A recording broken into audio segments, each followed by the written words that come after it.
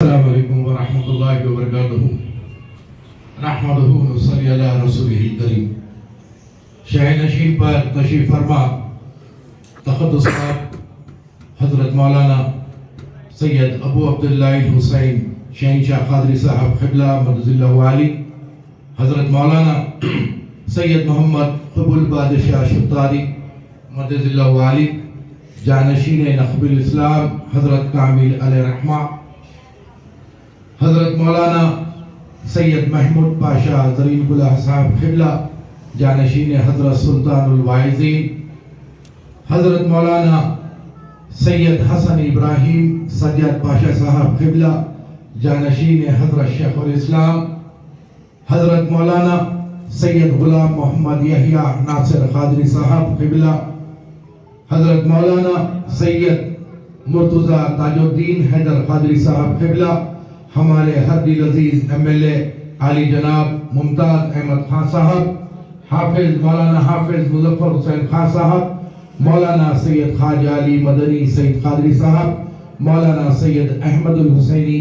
سید قادری صاحب، میرے برادر عزیز معتمد سیرت النبی اکیڈمی مولانا سید غلام قادر قطب حسینی قادری صاحب، مولانا نعمت اللہ قادری صاحب، مولانا ذاکر علی دانی صاحب، مولانا صلاح الدین سلیمان پاشا صاحب، حاضران محفل، جیسا کہ آپ سب جانتے ہیں کہ آج کی یہ محفل کس عنوان اور کس ضمن میں منعقد کی گئی۔ پچھلے کئی برسوں سے یہ بات کو مسلسل محسوس کیا جا رہا تھا، اور اب تو حالات یوں پیدا ہوئے کہ محسوس ہی نہیں بلکہ کھلے عام گستاخیوں کا سلسلہ نہ صرف ہماری ریاست، نہ صرف ہمارا ملک، بلکہ پڑوسی ملکوں میں بھی آپ یہ خارجی ناصبی ذہنیت رکھنے والوں کے حرکات کو بخوبی دیکھ رہے ہیں۔ سب سے پہلے میں یہ بات کی آپ کے سامنے وضاحت کرنا چاہوں گا کہ اگر کوئی علی علی کرتا ہے اور اس کو کوئی رابطی کا نام دیتا ہے تو ڈرنے اور گھبرانے کی ضرورت اس لیے نہیں کہ یہ آج کے کوئی دور کی بات نہیں ہے۔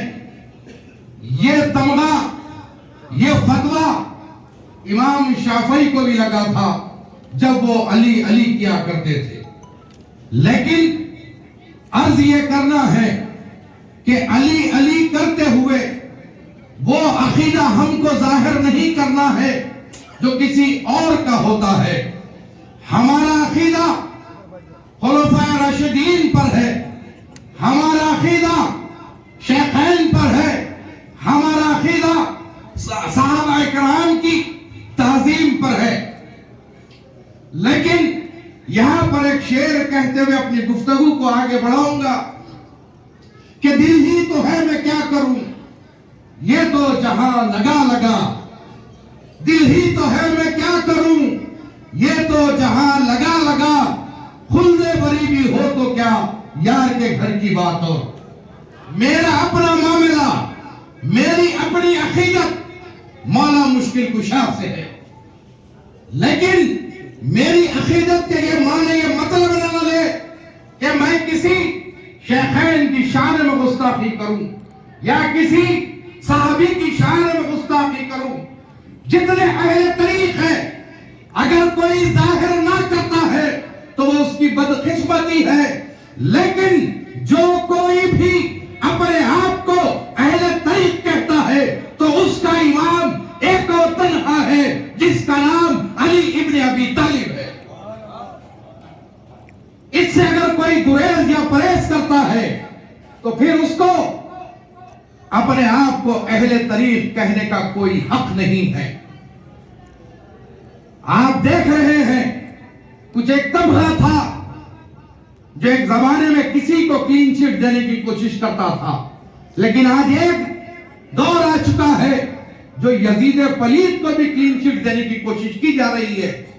جیسا کہ ذاکر نائک نے مارکہ کربلا کے متعلق کہا کہ Karbala is a political war, it is not a religious war.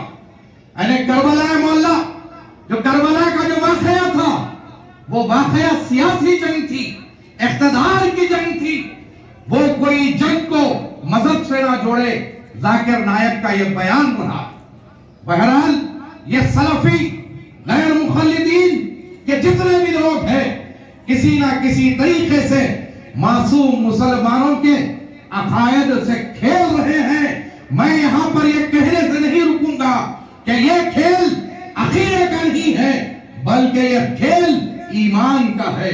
اہل بیت سے جو محبت ہے وہ جنت اور دوزخ کا فیصلہ کرتی ہے. میرے آقا دو جہاں صلی اللہ علیہ وسلم فرماتے ہیں کہ ایک شخص ایسا ہوگا جو بیت اللہ شریف میں اپنی ساری زندگی گزارے گا، روزہ رکھے گا، سجدے کرے گا، رکوع کرے گا، اور ایک وقت ایسے آئے گا کہ حالت سجدہ میں، حالت روزہ میں مر جائے گا، فوت ہو جائے گا، لیکن وہ جنتی نہیں، وہ جہنمی ہوگا. جب یہ بات آقا دو جہاں نے فرمائی تو صحابہ اکرام نے عرض کیا کہ یا رسول اللہ وہ کون ہوگا جو اپنی ساری زندگی بیت اللہ شریف میں گزارے گا، حرم میں گزارے گا، روزہ رکھے گا، حج کرے گا، زکات ادا کرے گا، ہر وہ نیک عمل کرے گا، حد تو یہ ہوگی کہ حالت سجدہ میں فوت ہو جائے گا، باوجود اس کے اس کو جنت نہیں دوزخ ملے گی. تو میرے آقا فرماتے ہیں اس کے دل میں میرے اہل بیت کے متعلق بغض ہوگا، محبت نہ ہوگی. اسی لیے اس کی ساری عبادتیں، اس کی ساری ریاضتیں، سارے نیک اعمال اس کے منہ پہ مار دیے جائیں گے. تو اہل بیت کی جو محبت ہے وہ عقیدے کا معاملہ نہیں ہے بلکہ ایمان کا مسئلہ ہے. جیسا کہ ایک وقت کی بات ہے، حضرت ابن عباس رضی اللہ تعالیٰ عنہ سے روایت ہے کہ حضرت ابن عباس فرماتے ہیں کہ سیدنا علی مشکل کشا ایک بار بہت ہی آرزودہ رہے اور اس کی اطلاع سرکار مدینہ صلی اللہ علیہ وسلم کو ملی. سرکار مدینہ صلی اللہ علیہ وسلم نے سیدنا مشکل کشا شیر خدا علیہ السلام کو طلب فرمایا اور پوچھا کہ علی کیا بات ہے، کیوں خاموش ہو؟ سیدنا علی نے عرض کیا کہ یا رسول اللہ بہت سارے لوگ ایسے ہیں جو آپ کا کلمہ پڑھتے ہیں، آپ کو نبی آخر الزمان مانتے ہیں، لیکن بد پیچھے میرے خلاف بولتے ہیں، میری چغلی کرتے ہیں، میرے سے حسد کرتے ہیں، میرے سے کینہ رکھتے ہیں. تو پھر سیدنا علی مشکل کشا کی یہ ساری باتیں سن کر آقا دو جہاں صلی اللہ علیہ وسلم نے فرمایا کہ علی پریشان کیوں ہوتے ہو؟ وہ تم چار آدمی میں سے ہو جو جنت کے چار دروازے کھولنے والے ہیں. سیدنا علی نے عرض کیا کہ یا رسول اللہ وہ کون ہے؟ فرمایا ایک تو میں خود رہوں گا، دوسرے تم رہو گے، تیسرے تمہارا بیٹا حسن ہوگا، چوتھا تمہارا بیٹا حسین ہوگا. تو یہ لوگ جنت کا دروازہ کھولنے والے ہیں. ان سے اگر بغض، ان سے اگر کینہ کسی قسم کا رکھا جائے گا تو یاد رکھیں ہماری دین اور دنیا دونوں غارت ہوگی.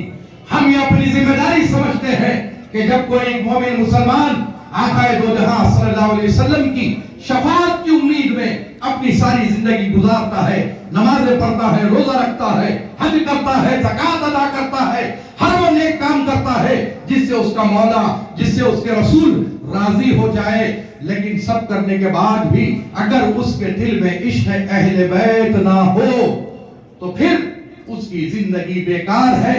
ہم یہ چیزوں کو محسوس کرتے ہوئے ایک کتاب جو اس کی آج رسم اجرا ہونے والی ہے، قرآن اور حدیث کی روشنی میں اس کتاب کو تحریر کیا گیا اور آفتاب کتابت حضرت العلامہ سید محمود صفی اللہ حسینی وقار پاشا صاحب قبلہ کی سرپرستی میں خاکسار نے وہ کتاب لکھی ہے.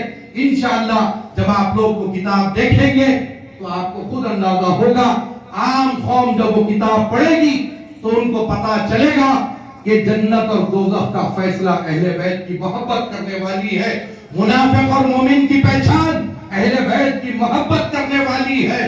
عبادتوں کا قبول ہونا نہ ہونا اہل بیت کی محبت کرنے والی ہے. اور رسول پاک صلی اللہ علیہ وسلم کو راضی کرنا اہل بیت کی محبت فیصلہ کرنے والی ہے. بزرگوں کی تشریف فرمائی ہے، ان کے سامنے جتنی دیر بھی میں لب کشائی کیا ہوں اس کے لیے معذرت خواہ ہوں، لیکن آخر میں ایک بات میں کہہ دیتا ہوں کہ ہم علی والے ہیں اور گستاخ نہیں. علی والے ضرور ہیں لیکن ہم کسی صحابی کے گستاخ نہیں ہیں.